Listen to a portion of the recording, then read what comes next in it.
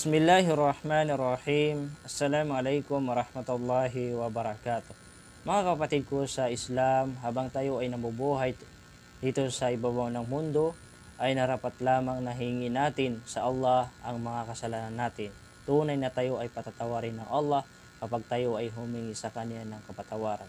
Nabanggit po sa hadith ng mahal na propeta sallallahu alaihi wasallam, na sinabi ng Allah, "O anak ni Adam," ayon sa pinakamalapit nitong kahulugan, "O anak ni Adam, hanggat ikaw ay nananawagan sa akin at humihingi sa akin, ikaw ay aking patatawarin sa anumang bagay na iyong nagawang pagkakasala."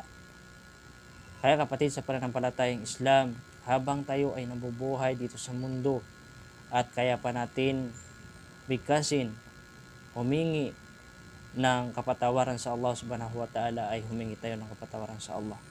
Dahil alam naman natin sa ating mga sarili na lahat tayo ay nagkakaroon ng kasalanan. Lahat tayo ay nagkakasala.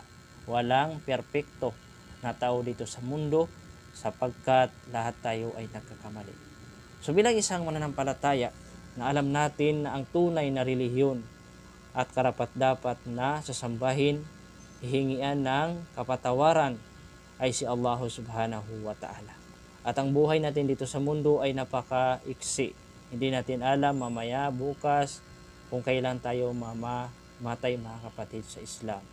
Kaya narapat lamang na kung gusto natin makapasok ng paraiso, na kung saan ay walang hanggan, doon tayo maninirahan, dahil ang buhay natin dito sa mundo ay pang samantala. Ang tunay na buhay na kasiyahan ay sa kabilang buhay, tayo ay makapasok ng paraiso ng Allah.